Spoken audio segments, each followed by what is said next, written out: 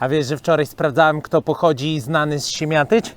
No, I wiesz, kto znany z Siemiatyć jest, oprócz burmistrza? kto? Dariusz Kowalski, znasz? Nie, kto to? Twórca roli Janusza Tracza w Plebanii. Znasz? Nie znam. No jak nie znasz? To ciekawostka dla starszych widzów. Nie oglądałeś Plebanii? Dzień jak co dzień, dzień po dniu, wciąż się dzieje życia cud.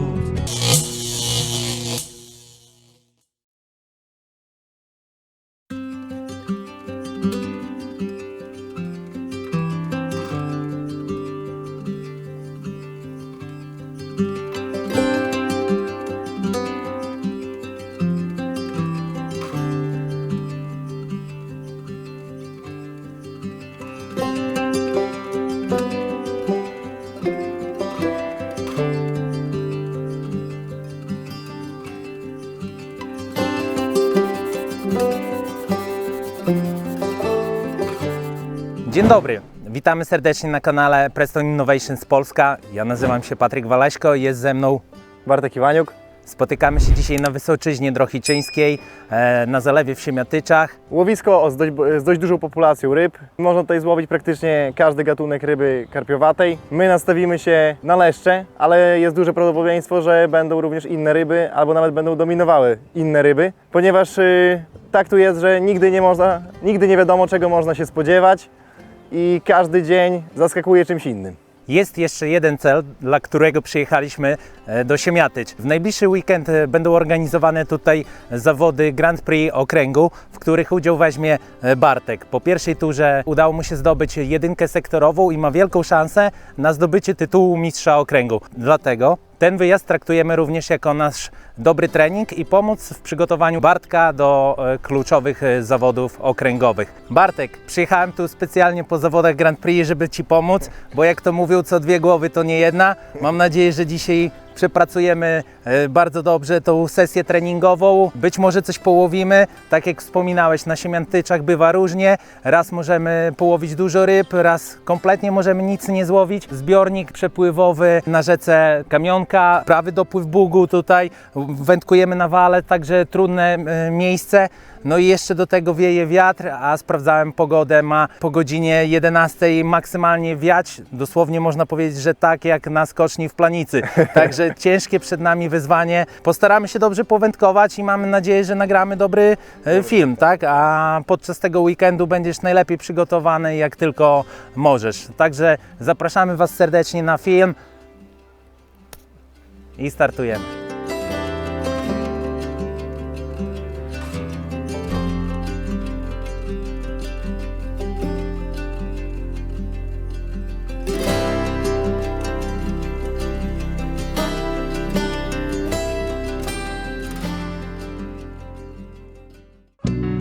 Stoisz sam pośrodku świata.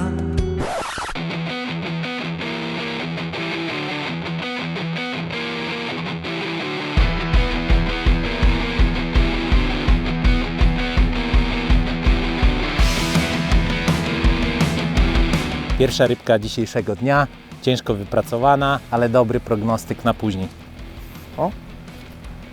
O, jest pierwsza ryba. Jest? No. Mamy pierwszą rybę też od razu praktycznie po wpadnięciu, 20 sekund zestaw był w wodzie, coś małego. Wcześniej miałem też takie branie, także ta smużąca mieszanka chyba się będzie sprawdzać. Co to będzie? No fajna płotka, normalna płotka.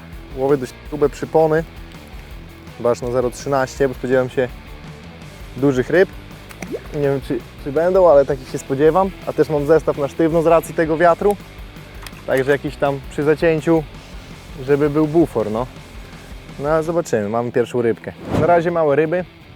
Sprawdziłem tutaj bliższą linię, 15 metr, płoteczka. Także małe ryby są, ale czekamy na większe.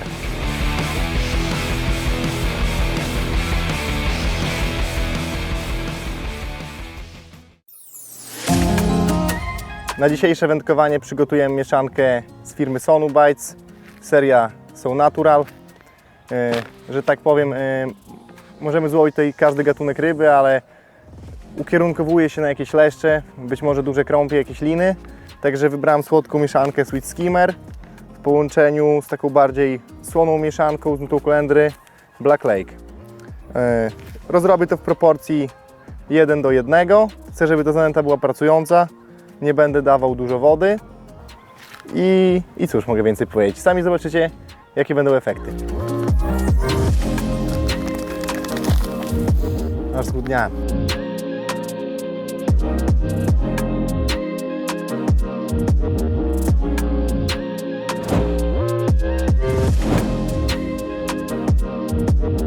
Zanętę przygotowałem przed samym łowieniem, bo chcę, żeby była pracująca, tak sobie wczoraj postanowiłem. Jak widzicie, jest sucha. Jedyne, co mnie martwi, to ten wiatr, bo też czasami, zwłaszcza gdy jest głębiej i zrobicie pracującą zanętę, jest duży wiatr, to zanim ten koszyczek Wam opadnie, po prostu ona razem z falą może zniknąć z Waszego pola łowienia.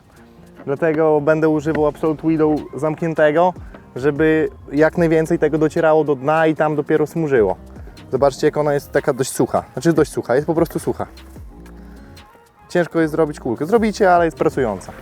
Tutaj wyczailiśmy właśnie z kumplami, że te ryby chodzą w toni i żeby je po prostu ściągnąć do dna, trzeba zostawić jakiś słup. I będę też używał gliny rozpraszającej. Miałem używać samej gliny rozpraszającej, ale ze względu na wiatr ją dociążyłem, bo nie chcę, żeby to po prostu mi się rozlatywało i później razem z wiatrem znikało z pola łowienia. Dlatego rozmieszałem glinę wiążącą z rozpraszającą pół na pół. Domoczyłem też to troszkę, żeby to po prostu, żebym miał pewność, że to trafi do dna i tam zrobię jakieś zamieszanie. A przy okazji te cząstki, jak polecą do góry, to mam nadzieję, że też ściągną te ryby z toni. Taki jest pomysł, no zobaczymy, czy się sprawdzi. Szczerze, to jest taki plan na trening, ale gdybym miał dzisiaj tutaj zawody, to dodałbym jednak, zrobiłbym cięższą zanętę, bo ten wiatr jest duży, tutaj nie jest też tak głęboko, jest około 2 metrów. Po prostu bałbym się, że te pole nucenia będzie takie rozproszone. No ale zobaczymy, może to się sprawdzi. Zobaczymy, Patryk ma w ogóle inny pomysł na łowienie i myślę, że jakieś tam wnioski wyciągniemy. Ona właśnie wyszła taka fajna, jest bardzo puszysta, ale też czuć od tego Sweet Skimmera, że nie jest wcale taka leciutka, tylko taka właśnie jakbym chciał. Taka, bym powiedział, średniej wagi.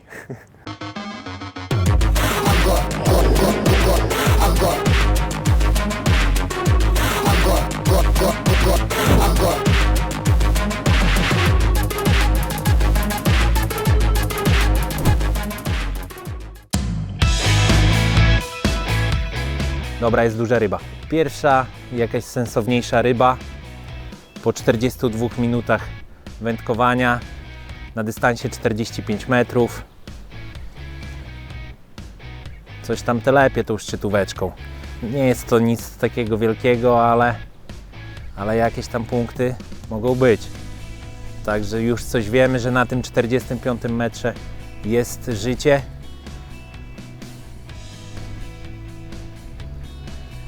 Ja mam też fajną rybę. Nabierało mocy. O, i mój kolega tutaj ma. Double. Ale telepie. Z bliskiej Czyli linii. podwójne ryby. Łowienie synchroniczne się zaczęło. Łowienie synchroniczne, tak jest. Mamy leszcza. Tak, leszcza mamy. Brim? Brim. I u mnie brim. Pierwszy brim. Czyli Bartek wyciągnął brima. Wprowadzamy go w podbieraczek.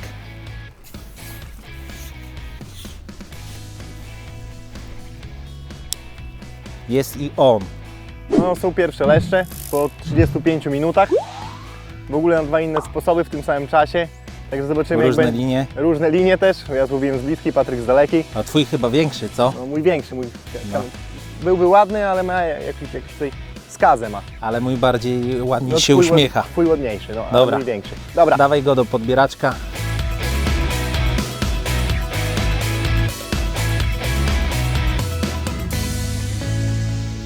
Z racji tego, że jest to nasz wspólny trening przed zawodami, musieliśmy wspólnie wypracować kompromis. Po gruntowaniu uznaliśmy, że naszą wspólną linią będzie 32 metr.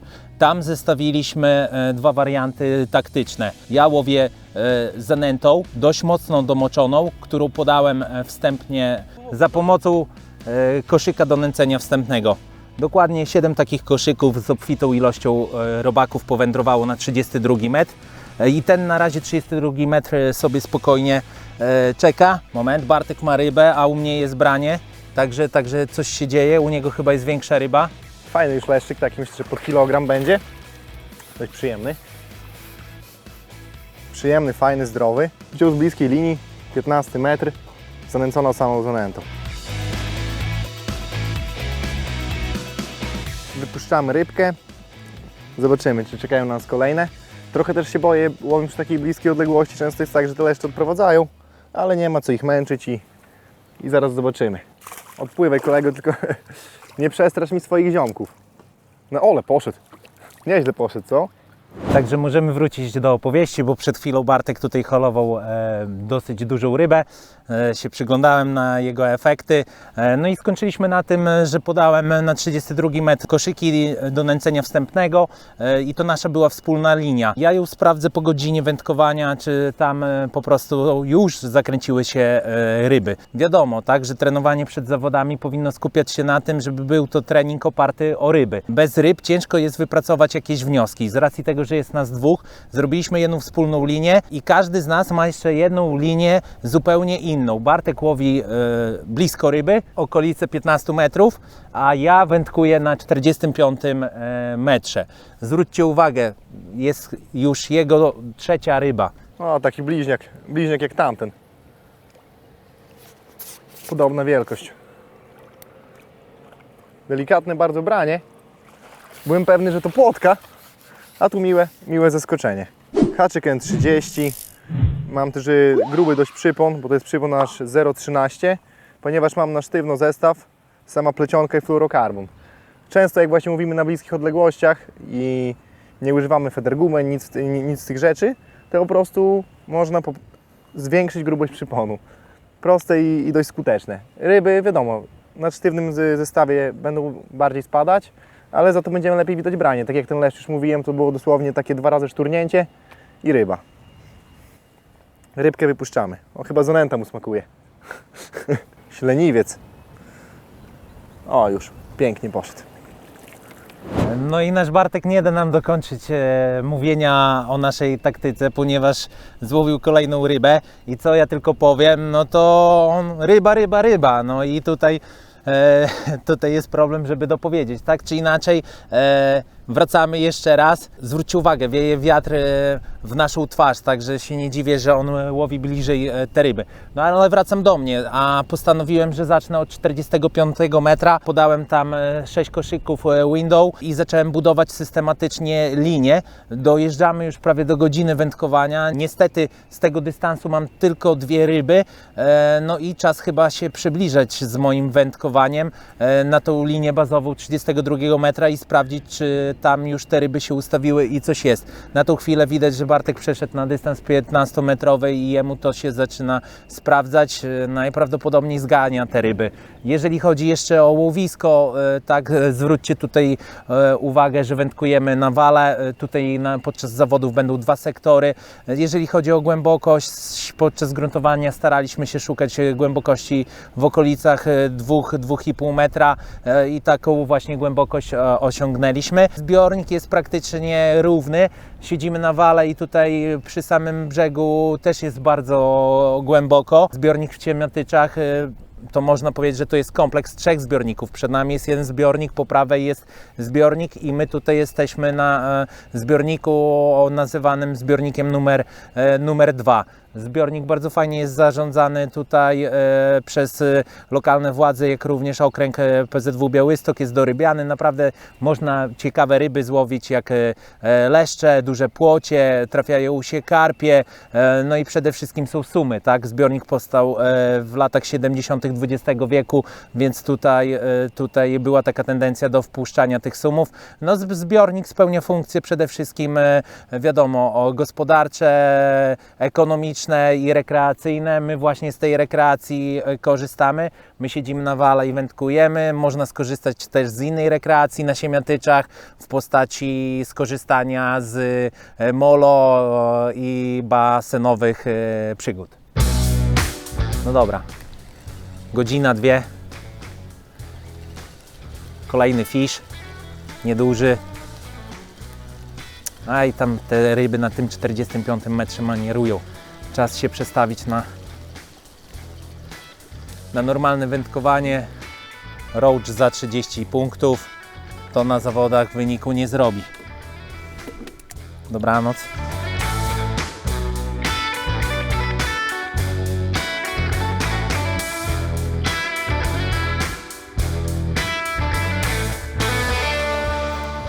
Mamy małą rybkę jakąś.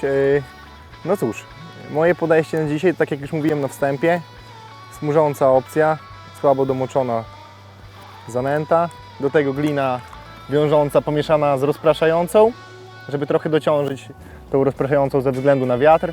Takie nietypowe podejście, ale akurat podejście na ten zbiornik, bo nigdzie indziej tak nie łowię leszczy.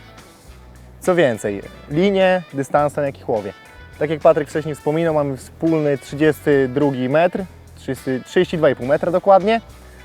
Tam zanęciłem bodajże 5 koszyczków Widow w rozmiarze XL gliną i później 5 koszyczków samą zanętą. Nie chciałem tego mieszać, bo chciałem, żeby ta glina mocno smużyła i żeby ta zanęta miała w sobie dużo robaków, bo ona później opadnie i chcę, żeby w tym dywanie z zanęty było dużo tych robaków. Dałem sporo jokersa, sporo ochotki i to tyle. Żadnych pinek, czerwonych robaków w przeciwieństwie do Patryka.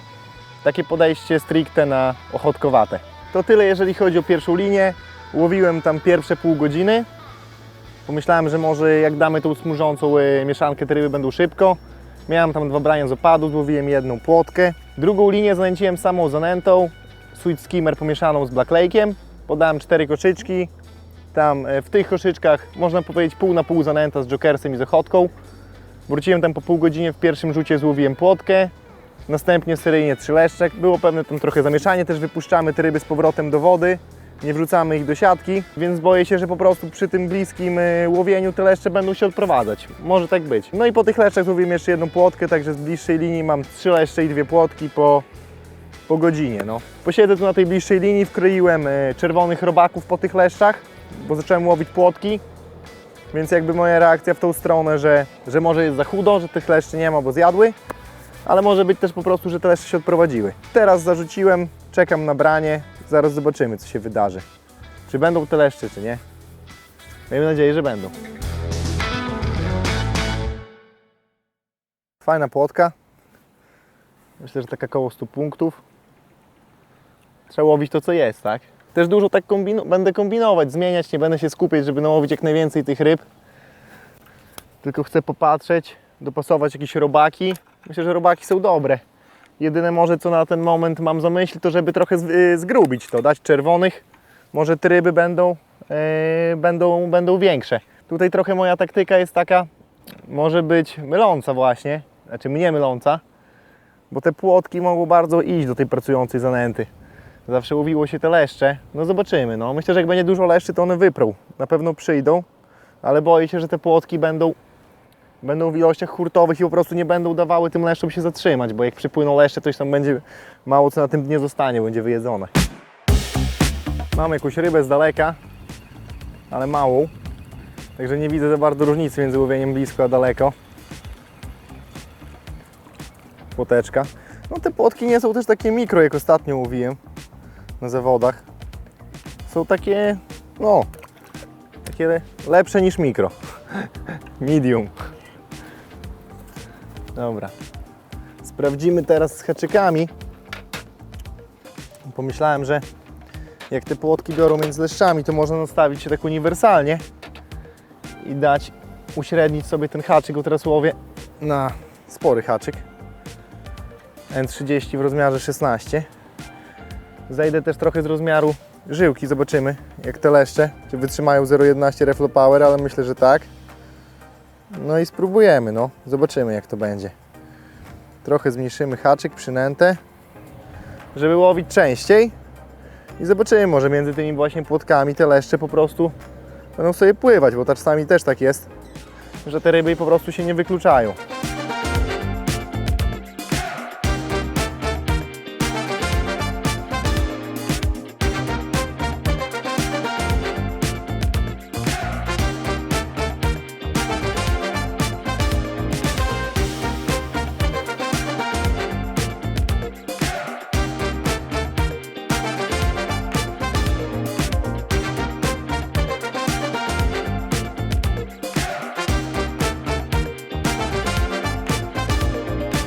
No dobrze, moi drodzy, przed chwilą opowiedzieliśmy Wam o naszej taktyce wędkowania. Często jest tak, że zadajecie nam pytania o czerwone robaki, jak przygotować je do wędkowania. Dlatego dzisiaj specjalnie podczas tej sesji chciałem wytłumaczyć Wam, jak dobrze przygotować czerwone robaki do wędkowania.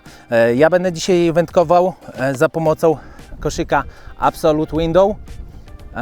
I właśnie do tego koszyka będę podawał obfite ilości czerwonych robaków, co oznacza, że muszę je bardzo dobrze przygotować. Robaki czerwone z reguły kupujecie w tego typu workach, dostajecie w tego typu workach. Przygotowanie jest bardzo proste, zajmie nam to dosłownie chwilę i to jest jeden ze sposobów, który możecie ze sobą wykorzystać. Pokażę Wam, jak je przygotować, żeby do wędkowania były idealnie dobre. Oczywiście trzeba rozciąć worek. Robaki w worku są w ziemi. Zwróćcie uwagę. Musimy zrobić wszystko to, żeby zebrać jak najwięcej frakcji ziemi torfowej, w której robaki chodzą, w której te właśnie robaki mogą sobie swobodnie przeżyć parę dni. Potrzebne jest nam do tego sito. Rekomenduję sito większe, 4 mm, żeby warstwy tego torfu, ziemi łatwo można było przecedzić, a na górze sita zostały czerwone robaki. No i 2 miseczki. Biorę woreczek, przesypuję czerwone robaki na sito i zaczynam odsiewać. Zwróćcie uwagę, że pod spodem wszystkie frakcje ziemi torfowej opadają, a coraz więcej robaków pojawia nam się na sicie. Tak wyglądają już wstępnie odsiane robaki. Możecie zauważyć czerwone robaki. Możecie zauważyć, że jeszcze jest tutaj sporo warstw właśnie ziemi, torfu oraz jakiejś tektury. Jeszcze delikatnie to przesiejemy przez sito i zobaczcie, moi drodzy, bardzo ważna rzecz. Te robaki jeszcze trudno będzie nam ciąć za pomocą nożyczek, dlatego dobrze jest je przygotować delikatnie wcześniej i wsypać do jak najmniejszego pudełeczka. Ja używam pudełeczka Ewa. Zobaczcie, zostawiam je w takiej ilości i wrócimy do tego tematu za 15 minut. Po 15 minutach jestem pewien, że te wszystkie robaki, które w tym momencie sobie luźno chodzą, one się zgrupują i na górę zostanie wyciągnięty cały niepotrzebny towar w postaci ziemi, który po prostu wysypiemy i będziemy mieli gotowe robaki do wędkowania. A few moments later. Całe robaki zgrupowały się w dolnej części pudełka, a na górze zostały nam frakcje ziemi i odrzutów, tak? Żeby to jest fajny sposób, tak? Bo praktycznie nie wymaga żadnej naszej ingerencji, robaki same zbijają się ze sobą, a my mamy ułatwione zadanie, bo nie musimy ich wkładać do wody, odmaczać, wkładać na sito później i dbać o to, żeby one nam nie wychodziły z pudełka. No i teraz zasada jest prosta, żeby już finalne te przygotowanie robaków było. Po prostu musimy zsypać to, co jest nam niepotrzebne. Zsypujemy i zwróćcie uwagę, jeżeli teraz te nasze robaki zbite odwrócimy na drugą stronę, to mamy przepiękne czerwone robaki. Garść czerwonych robaków wygląda tak. I teraz dalszy krok z czerwonymi robakami, bo to jest bardzo ważny aspekt, z którego mam nadzieję, że skorzystacie. Aby przygotować dobrze czerwone robaki do naszego wędkowania federowego, dobrze zaopatrzyć się jest w podstawowe produkty. Nożyczki, kubki. To są kubki typowo dotyczki, ale mają również niezwykłe zastosowanie w federze. Przede wszystkim z racji nowa edycja kubków ma nacięcia, dzięki czemu czerwone robaki, sok z tych czerwonych robaków możemy odsiączyć, a te kubki są na tyle okrągłe, że fajnie nam się to podczas cięcia wszystko obraca. To jest druga rzecz. Trzecią rzeczą jest sitko do odcedzania. No i czwartą zwykłe pudełeczko, w którym możemy nalać wody lub odrzucić robaki. No i prosta zasada, tak? Bierzemy czerwone robaki, garść czerwonych robaków, wrzucamy do naszego kubeczka i tniemy na frakcje, których pożądamy. Możemy ściąć drobniej, możemy zostawić odcinki centymetrowe, możemy na tak zwaną bardzo drobną szatkę. Zwróćcie uwagę, że nożyczki są cały czas w jednym punkcie. Ja obracam sobie kubek, robaki się przecinają. To jest bardzo fajne, bo w szybkim czasie mogę dużą ilość czerwonych robaków pociąć. Nie rekomenduję całego kubka pełnych czerwonych robaków do cięcia. Warto pomniej, ale częściej, żeby ten zapach był. No i teraz to my możemy zadecydować, co z tymi czerwonymi robakami chcemy zrobić.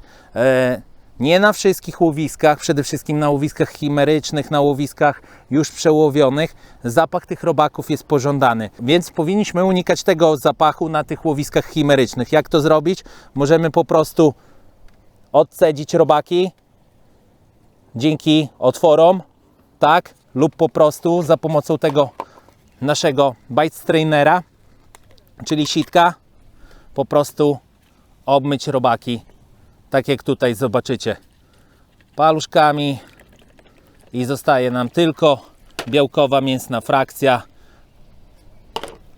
z której możecie skorzystać.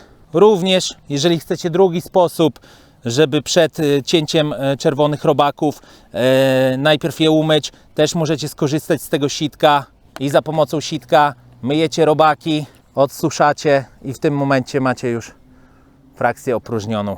Czyli naprawdę bardzo dużo sposobów jest na czerwone robaki, jak możecie je sobie przygotować nad wodą, tak? Chcecie mieć umyte, możecie zrobić tak. Chcecie mieć posiekane i odsączone, to zróbcie to dokładnie tak.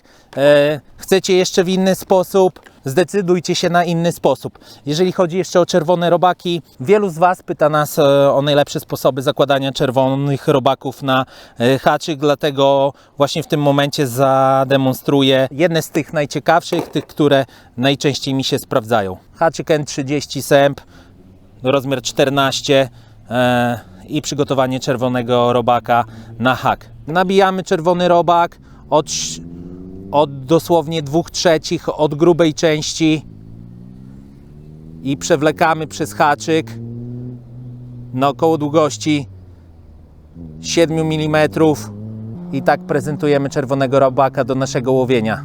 Drugi sposób na prezentację czerwonego robaka to takie same nałożenie, ale przecięcie połowy robaka i teraz tak. Możecie zostawić tego typu odcinek lub po prostu jeszcze dołożyć jedną część i z dwóch połówek stworzyć taki smaczny kąsek dla ryb. No i trzeci z najbardziej popularnych sposobów. Czekajcie, przerwę. Zobaczcie, jakim Patryk jest uczynnym człowiekiem. Tak ma dobro widzów w sercu, że rezygnuje z łowienia leszczy, żeby wam opowiedzieć, jak zrobić pewne ciekawe rzeczy.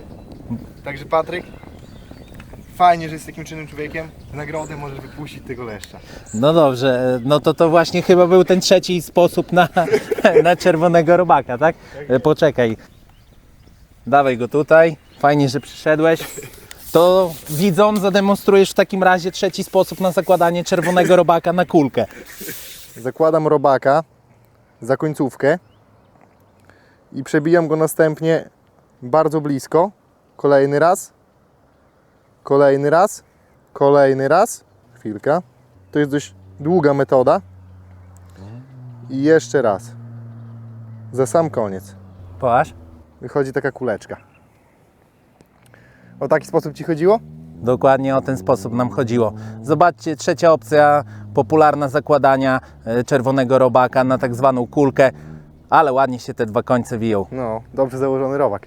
Czyli ten leszcz to był złowiony Na właśnie kulkę. na tą kulkę, No, tak? właśnie dobre jest to, że jak ryba przy tej kulce podpływa, to szybko zassie cały haczyk, bo złapie tylko za koniec, zrobi i już haczyk ma w buzi, tak? No i po prostu jest łatwiej nam ją zaciąć, chociaż trzeba uważać przy zakładaniu na kulkę, tak dopasować rozmiar haczyka, żeby ten grot wystawał, bo często jest tak, że założymy haczyk, że założymy czerwonego robaka na kulkę, ten grot będzie schowany i nie da się wciąć ryby, albo ryba spada, nie docina się, także przy zakładaniu na kulkę większy haczyk bym radził zastosować. Po prostu, żeby to miało sens w zacięciu samym, nie? No dobra, no to w takim razie zachowuję ten twój haczyk z czerwonym Zakładaj robakiem go. na trudną sytuację, na trudną godzinę i na pewno wprowadzę do wędkowania. Tak jest. Dobra, jest duży fisz, chyba. Chyba, a może i nie. Godzina 25, dużo się zmieniło. Po godzinie przeszedłem na 32 metr, nie złowiłem tam żadnej ryby. Zdecydowałem się wrócić na 45 metr. Przyspieszyłem trochę tempo w podawaniu koszyka, po prostu co minutę bez brania zacząłem przerzucać. Zajęło mi to 15 minut, takie przerzucanie. No i jest kolejna ryba. Dzisiaj dzień jest taki dosyć dziwny. Się łowi 2-3 ryby, później jest cisza, później następują jakieś delikatne brania. No ale dobra, mamy rybę w połowie naszej linii. Staramy się udoholować. Ciekawe co to jest. Na razie się fajnie poddaje. Nie ma jakichś większych problemów, żeby ją doholować. Wiadomo, przy brzegu trochę powalczy zapewne. Ale staramy się szanować tą rybę, bo Bartek w sesji treningowej delikatnie mnie wyprzedza. O kurczę, to będzie płoć. Piękna płoć. Zbiornik Siemiatycze słynie z pięknych płoci. I właśnie taką udało mi się złowić. Wow, ale piękna płoć. A jaka kolorowa.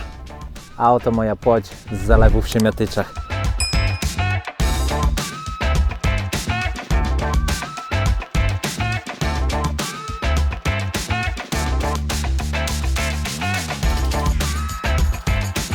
Mamy kolejną rybę, tak jak mówiłem. Przed chwilą powiedziałem, że mam zastój i ocierkę, więc będzie ryba, że płotki nie przeszkadzają. No i mamy leszcza.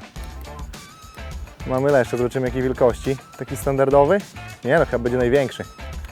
Chyba będzie największy. Albo taki jak ten drugi. No, ładny leszcz. Kolejna siemiatycka ryba. Taki standardowy rozmiar, są tutaj dużo większe. Polujemy na te dużo większe. Wyczułem go, bo przed chwilą powiedziałem, że zniknęły płotki. Sam się wypuścił. Że zniknęły płotki i że będzie zaraz leszcz. No i tak było. Lecimy po następne.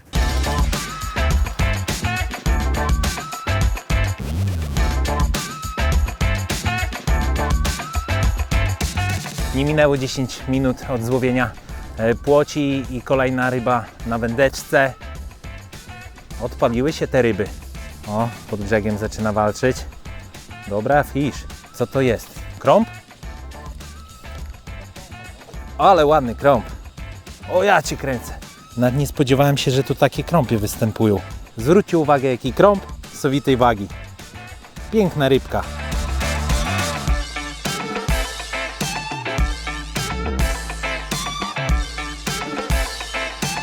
Widzieliście jak uciekł? Jak w Formule 1. Mamy kolejną rybę. Zapewne leszcza. Branie agresywne. Zobaczymy, czy to będzie leszcz. Miejmy nadzieję, no. Wydaje mi się cięższy, ale często można się... Nie, no jest chyba cięższy lekko, ale nie dużo. Ale nie dużo.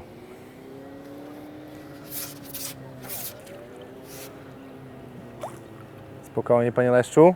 Zapraszam do sesji. Dziękuję. No, takie... Te leszcze takie wagowe, no. Pod zawody bym powiedział, że w sam raz. Jeszcze powiem, co zmieniłem, bo chciałem zobaczyć, czy te leszcze reagują stricte na tą zanętę. Bo wiem, że ciągnęła je zanęta, ale miałem te wskazania płotek. Wstałem z kosza, przetarłem jeszcze pół paczki gliny wiążącej i teraz łowię na samą glinę, żeby utrzymać te leszcze, a żeby nie wabić tych drobnych płotek. I moim zdaniem to jest super, bo nie mam tych płotek, a jak już mam wskazanie, to konkretnej ryby, nie? Także myślę, że to może być bardzo dobre w niedzielę. No zobaczymy. No, tutaj na 45 metrze sam sobie wędkuję, nie mam konkurencji, także te ryby są, ale i Bartek bardzo dobrze radzi sobie na krótkiej linii.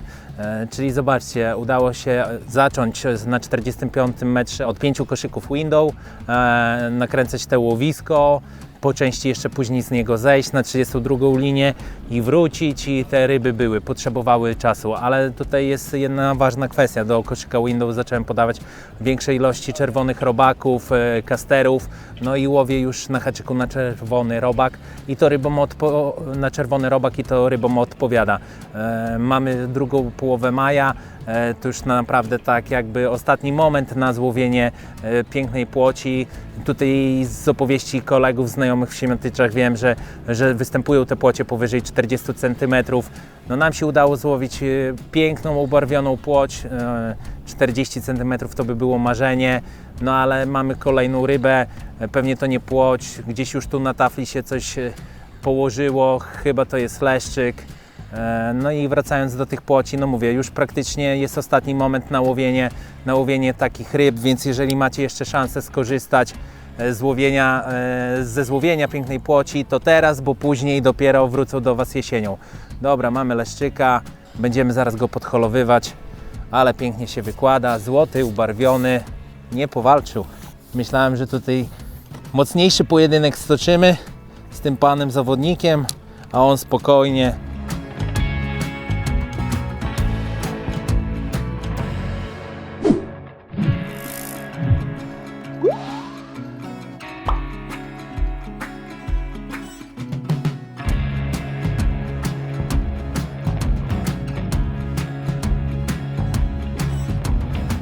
Spiałem bardzo dużą rybę. Myślałem, że to był w ogóle karp, ale wyciągnąłem przypon i zobaczyłem 50 cm odcinek śluzu, więc zmieniłem zdanie. No i wiadomo, że dzisiaj jest trening, fajnie pokazać ryby, ale że nie będę już kombinował, skupię się na tej dalszej linii, czy tam w ogóle coś da się złowić i czy jest sens łowić tam w niedzielę. A tutaj donęcę łowisko, obficie dam kastera, jeszcze dorzuciłem do tego jokersy i ochotki. Rzucę tak, podam tak z 4 koszyki tego i zacznę łowić tam i tu wrócę, zobaczę czy są te ryby.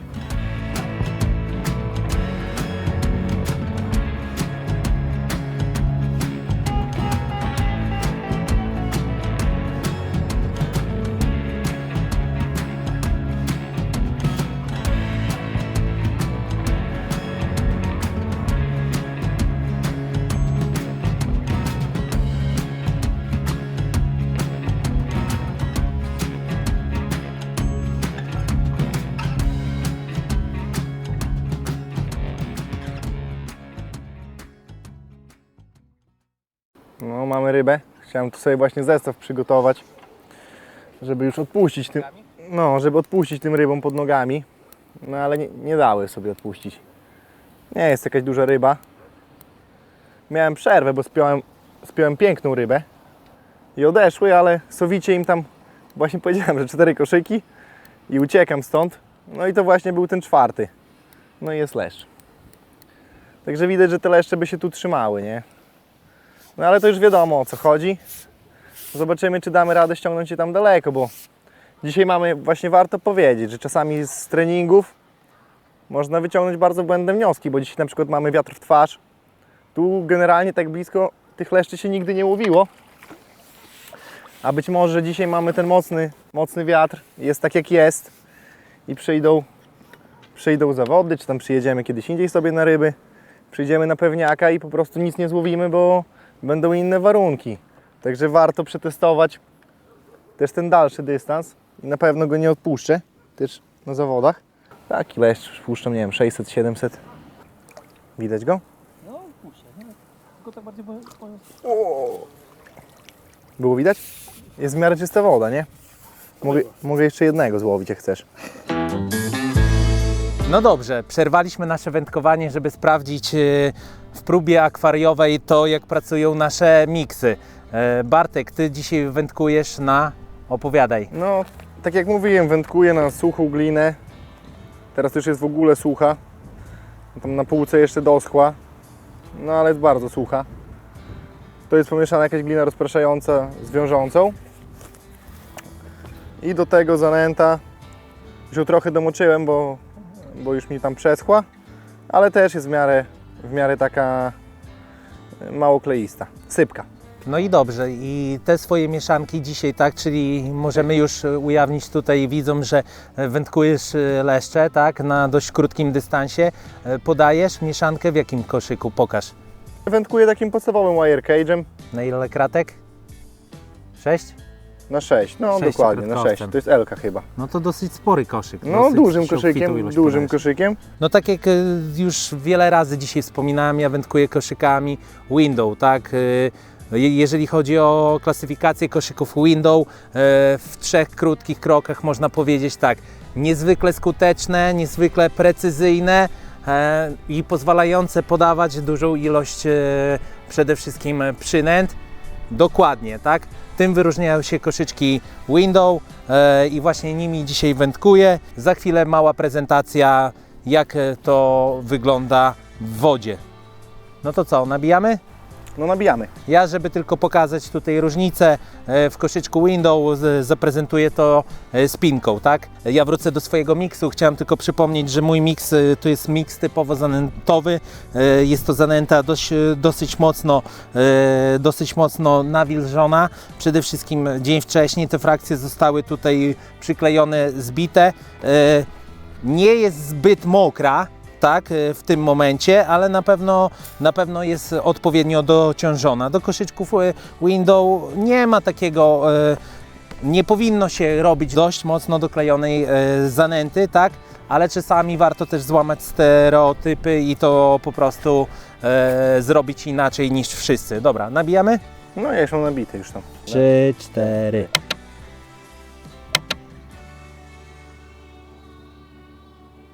Wiadomo, że jeszcze jak to się ruszy, to ta zanęta będzie bardziej jeszcze się obsypywać, będzie bardziej się unosić do góry. O, teraz właśnie fajnie widać, jak te frakcje u mnie wylatują, nie? Czyli u Ciebie bardziej ta zanęta jest pracująca, a u mnie ta zanęta jest dołująca, tak?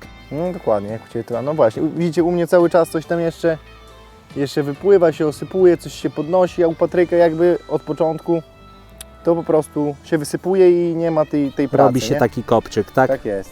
Pokażę Wam patent na szybką zmianę wody. Jeżeli macie rybki akwariowe, skorzystajcie. Woda zmieniona. O, to ciekawy sposób, to może zrób tak, żeby mój sprzęt wędkarski raz, dwa, trzy się złożył. Myślę, że teraz będą podania o pracę w akwarystyce do mnie. No może i tak być. No dobrze, moi drodzy, ja tutaj jeszcze chciałem Wam zaprezentować jedną rzecz odnośnie koszyczków window, żebyście podczas swojego wędkowania zwrócili uwagę na to, jak je nabijać. Rekomenduję Wam to, żebyście nie nabijali jak najmocniej tych koszyków, ponieważ jest znaczna różnica w tym. Jeżeli zbyt mocno dociśniecie ten koszyk window, to on Wam kompletnie nie będzie pracował. A znaczy może rozpocznie Wam pracę, ale dopiero po kilku minutach. Robimy 2 szybkie próby za pomocą robaków, żebyście mogli zwrócić na to uwagę. Po lewej, a po Waszej prawej podam tutaj koszyk, żebyście mogli zwrócić uwagę, jak on jest delikatnie zalepiony i jak pracuje, a po drugiej stronie podam dociążony, doklejony bardzo mocno window. A więc tak, lewa moja delikatnie, prawa moja mocno.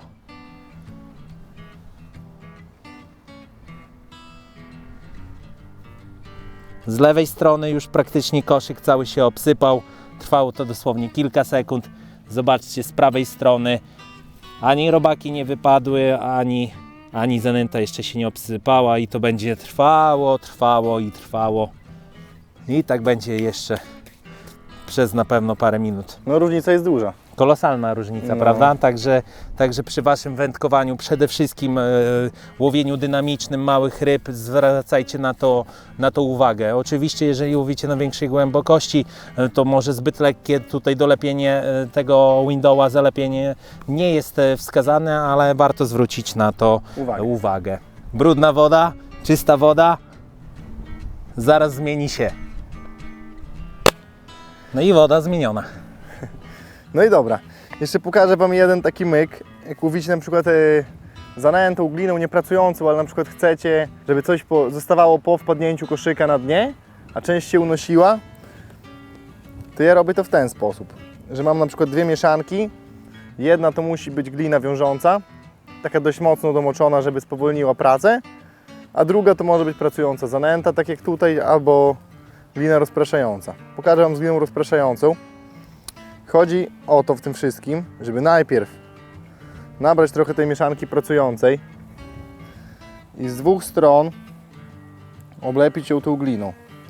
To będzie właśnie dłużej się rozmywać, ale przez te skradki u góry będzie szła cały czas smuga. Tak samo można zrobić z zanętą. Ja na przykład często nie mieszam zanęty z gliną, nie łączę tego, tylko używam na przykład gliny rozpraszającej jako takiego wabika albo mocno pracującej zanęty, a tej gliny jako taki utrzymywacz tych ryb.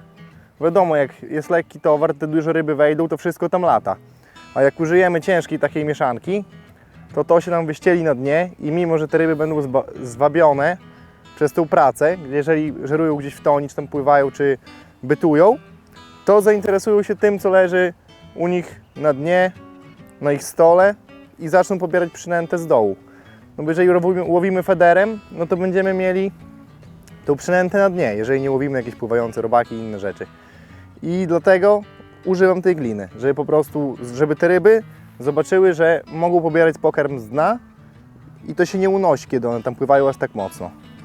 No to No i co, dobra. mała prezentacja. Prezentacja, prezentujemy. Wrzucamy. No i pięknie teraz było widać, nie? Unoszą się te cząstki z zanęty do góry. Widzicie, wypływa.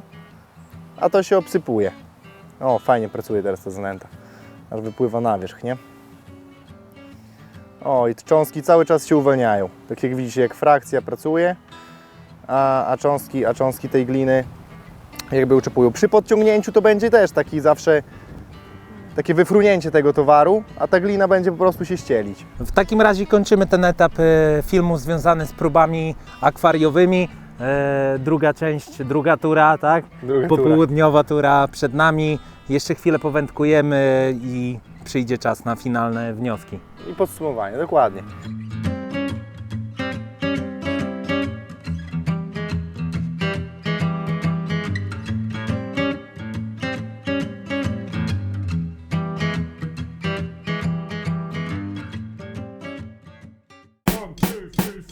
Mamy kolejną rybę, tym razem praktycznie z opadu. Może być większy, bo czuję fajny ciężar. Będę go szanował. Oj, zszedł. Tak właśnie poszanowałem, że zszedł. No dobrze, po próbach akwariowych, znaczy można powiedzieć przed próbami akwariowymi coraz gorzej mi szło na tym 45 metrze, więc zanęciłem sobie 3 szklaneczkami 32. Zrobiliśmy próbę, trochę to odstało i mam pierwszą rybę na 32 metrze. Zobaczcie, wiatr nawiewa w naszą stronę. Na 45 metrze skończyły się ryby, a tutaj te ryby zaczęły się pojawiać bliżej. Dobra, będzie leszczyk. Oczywiście nic nie zmieniłem. Dalej koszyk window. No i dobra, wypuszczamy tego pana. Pół godziny do końca naszej umownej sesji, a tutaj znowu zatelepało szczytówką wędki i pędzi duża ryba niczym pociąg Pendolino na polskiej kolei. Holujemy rybę, zobaczymy co to jest. Uparłem się w dniu dzisiejszym na 45 metr. Odpuściłem wędkowanie u Bartka na krótkiej linii.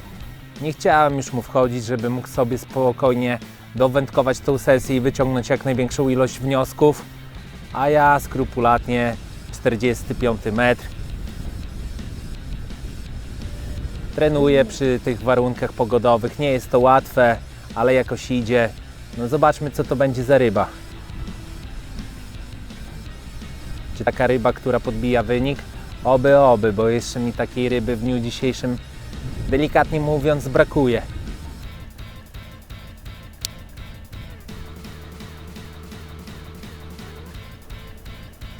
Coraz bliżej. Fajnie do dna muruje. Ale my się jej nie boimy. Będzie leszcz.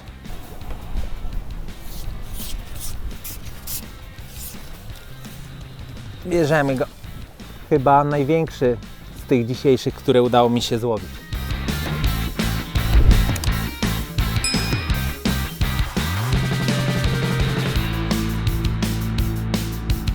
Mamy rybę. Łowiłem na zestaw z fluorokarbonem, tak jak mówiłem, ten sztywny. Spiąłem 3 ryby z rzędu. Zawiązałem, bo nie miałem zestawu z federgumą na federgumę. Założyłem go. Nie miałem przez 6 rzutów brania i wróciłem do tego, z którego mi się spinały i znowu mamy rybę. I że ryby po prostu nie lubią dzisiaj federgumy. Mamy takiego leszcza. Taki standardzik na dzisiejsze warunki. Podchodzący już pod złoto, ale ma charyzmę chłopak. No chodź. Jeszcze potarle, jeszcze troszeczkę szorstki, ale świeżo potarle te leszcze tutaj. O, właśnie to jest leszcz typu szarpun. Rozmiar szarpiący. Rozmiar szarpiący. Proszę kolego, zaprezentuj się.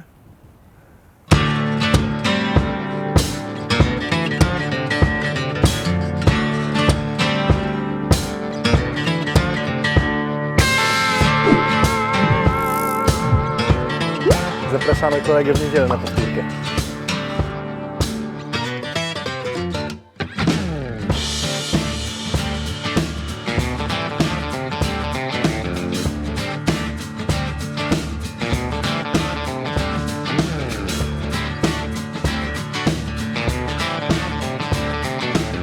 No i dobra, mówiłem Wam, że jeszcze zrobię jedną akcję, ale nie spodziewałem się, że będzie to taka szybka akcja uderzeniowa.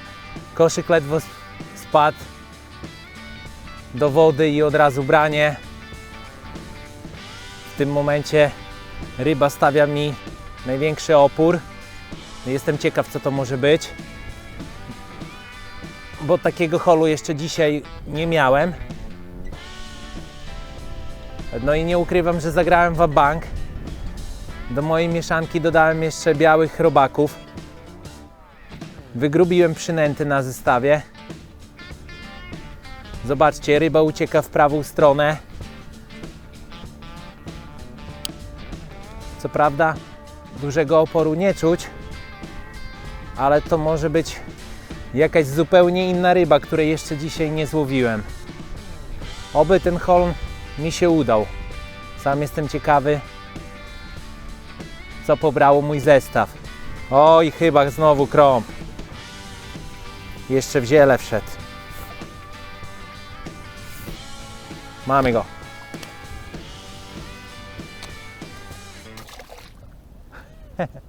Wypadł. No i co? Chyba to będzie moja ostatnia ryba w dniu dzisiejszym, bo tutaj nasz czas dobiega treningowy końca. A tu znowu krąpie mi weszły, zdecydowanie krąpie. Ale tu ładny krąp. Bierzemy jego. Krąp wyglądający jak kleszcz.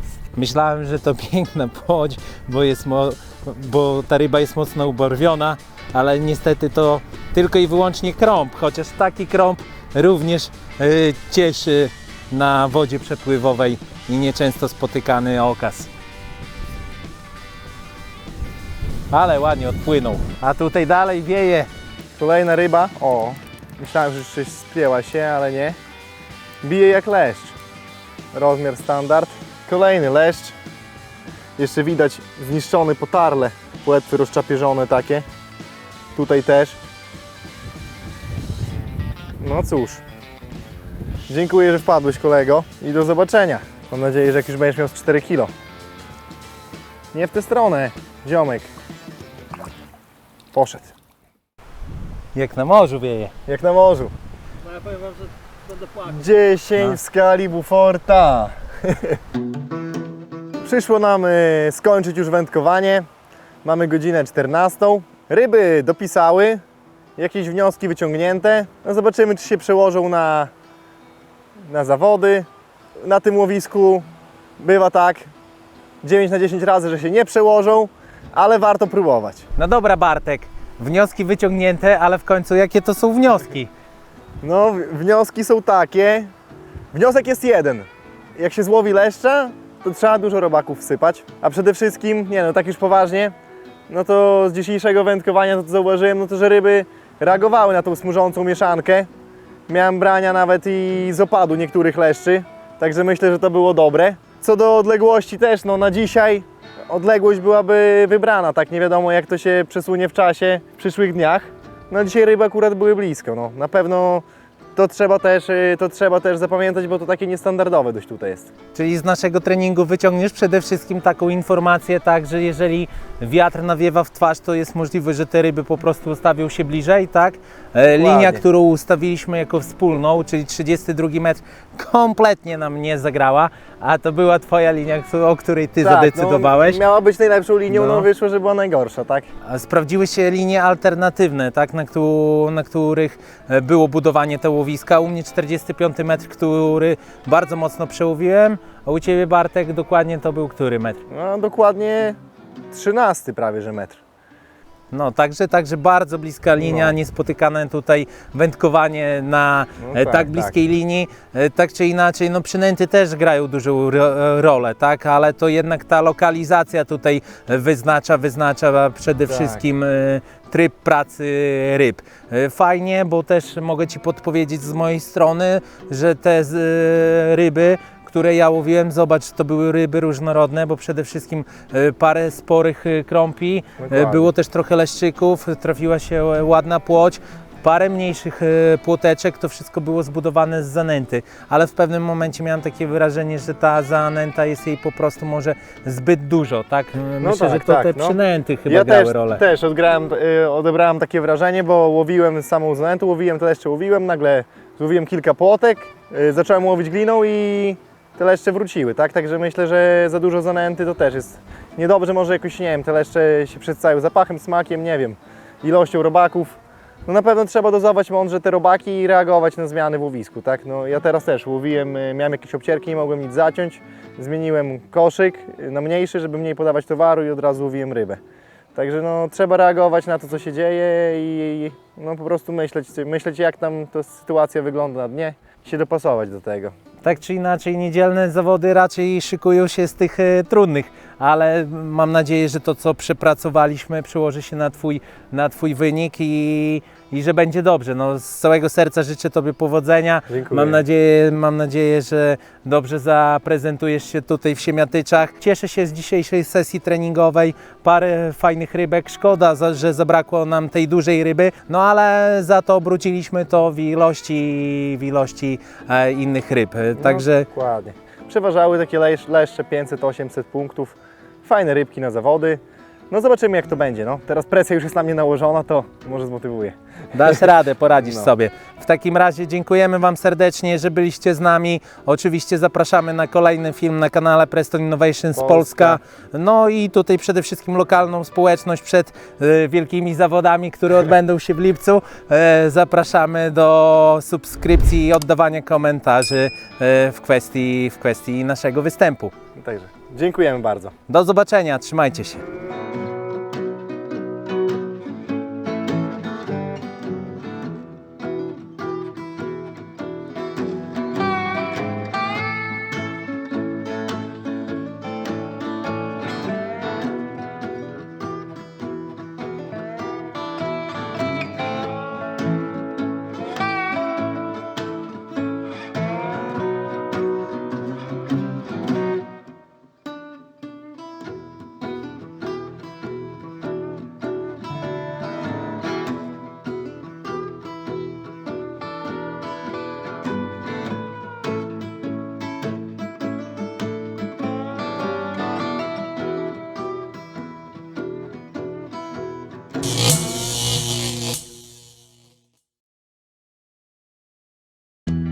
Minął dzień, mijają lata. Jutro mieni się od barw.